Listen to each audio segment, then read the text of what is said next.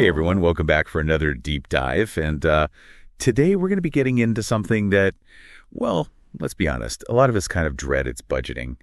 But we're here to break it down, hopefully make it feel a little less like a chore and a lot more like that superpower that it can be for your finances. You know what I mean? Yeah, for sure. I mean, you really hit the nail on the head there. It's funny how many people think of budgeting as this restrictive thing, right? When really it's about taking control, actually making your money work for you instead of the other way around. It's so true. And we've got a ton of interesting sources for this deep dive, a lot of good stuff to get into. But before we get into the nuts and bolts of it all, I think we got to address something that might be holding some people back. I mean, let's be real. Budgeting can feel kind of intimidating. Why do you think that is? Honestly, I think it's because money is just so personal. Right. It's tied up with our emotions, goals, even our sense of security. So actually, sitting down and really confronting our spending habits, I think it can feel really vulnerable for a lot of people. Yeah, no, totally. And I'll admit, I used to be the queen of avoiding my bank statements. Out of sight, out of mind, right? Except it doesn't really work that way, does it? Yeah. Ignoring your finances just makes things worse in the long run. Actually, one of the sources we looked at defines budgeting really simply, and I love this. They call it the process of creating a plan to spend your money, which honestly sounds kind of fun when you put it like that. Right. It doesn't have to be this big, scary thing. It's really just about being a little more mindful about your money decisions. And speaking of being mindful, one thing our sources stressed was the importance of tracking both your income and your expenses. And I'll raise my hand here. I used to think just tracking my income was enough. Big mistake. It's like trying to put together a puzzle, but you only have half the pieces. You got it. You absolutely need that full picture if you're going to make good financial decisions. It's so true. I remember this aha moment I had where I was trying to figure out why I could never seem to save any money, and I thought I was doing okay because I was tracking my income right. But then I finally actually looked at my spending, and let's just say it was a little eye-opening. Turns out those daily coffees and takeout lunches really add up, right? It's so easy to forget about those smaller expenses, the ones that happen all the time. What did some of our sources call them? Oh, yeah, discretionary spending. Yeah, and it really is like that old saying, take care of the pennies and the pounds will take care of themselves. Except in this case, we're talking about lattes instead of pennies. Totally. So how do we actually go from just tracking our money to building a budget that actually works for us? One of our sources mentioned the thing called a 50-30-20 rule as a good place to start. Is that something you've seen work for people? Yeah, the 50-30-20 rule, it's definitely popular for a reason. It's pretty easy to grasp, and you can adjust it based on how much you make.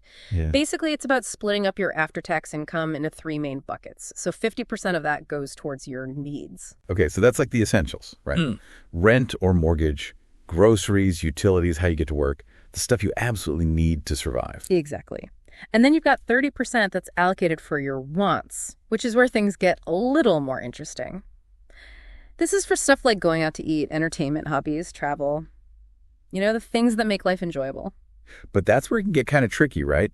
Where's the line between a want and a need? Is a new phone a need or a want?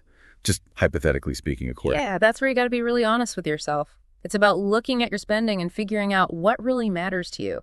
Do you care more about experiences than material things? Is personal growth a big thing for you? Once you know what your priorities are, it's a lot easier to make good decisions about how you spend that 30%. It's about finding that balance between enjoying life now and being financially secure in the future. Which brings us to that last 20% of the 50-30-20 rule savings and paying down any debt you might have. Right. And that's the part that a lot of people forget about. But it's so important if you want to build a strong financial foundation. And one of the sources we have really nailed it. They said, treat your savings like a non-negotiable bill, just like you wouldn't skip paying your rent or your electricity bill, right? Yeah. Make saving a regular part of your routine. Exactly. And saving isn't just about having money for a rainy day, right? It's about investing in your future, whether that's a down payment on a house or starting a business or making sure you can retire comfortably. And look, I know what you're thinking. It's not always that easy to save. Life happens, right? Unexpected car repairs, medical bills pop up. But the good news is there are tools and strategies that can make budgeting way easier, maybe even, dare I say, fun. One thing that's been huge for me is using budgeting apps. Oh, yeah. Those have gotten really good. They connect right to your bank accounts and credit cards so they can keep track of your transactions and organize everything for you. You don't have to manually type in every cup of coffee you buy. Which, let's be honest, most of us would never keep up with. But they do more than just track right. A lot of them let you set goals for your budget, give you personalized insights, even send alerts if you're about to go over your spending limit. It's like having a little financial advisor in your pocket. Yeah. And there are so many different ones out there that you're bound to find one that works for you. And some of them, I mean, they even let you automate your savings, which, like, honestly has changed the game for me. Oh, yeah. Automating your finances is huge. Yeah. It's like the best way to like take the willpower out of the equation, you know? Like you can literally just set it up to automatically send money to your savings every month, the same way you'd pay a bill. Heck, some apps will even round up your purchases to the nearest dollar and then invest the difference automatically. Yeah, it's like tricking yourself into saving money. Exactly. And while we're on the topic of making things easier to manage, one of our sources mentioned something they called a subscription audit. Oh, that's such a good one. It's crazy how easy it is to like sign up for a streaming service or a meal kit or some online thing and then totally forget about it. Those monthly charges add up so fast. Oh, yeah, for sure. It's like subscription creep, you know? You sign up for a free trial and forget to cancel, or you're like, oh, I'll definitely cancel after a month, but then you never do. Next thing you know, you're spending like $100 a month on stuff you barely even use. Ooh, tell me about it. So how do we actually fix that? Well, first, you got to know what you're actually paying for, right? So sit down, make a list of all your subscriptions, everything that charges you every month. Then you got to ask yourself some tough questions. Am I actually using this? Is it worth the money? Could I get a better deal somewhere else? You might be surprised by how much you can save just by cutting out a few things you don't really need. It's like decluttering, but for your finances. Exactly. Another thing our sources mentioned was trying a cash-only challenge. Have you ever tried that? I haven't, but it sounds interesting. And maybe a little scary. It can be a real eye-opener.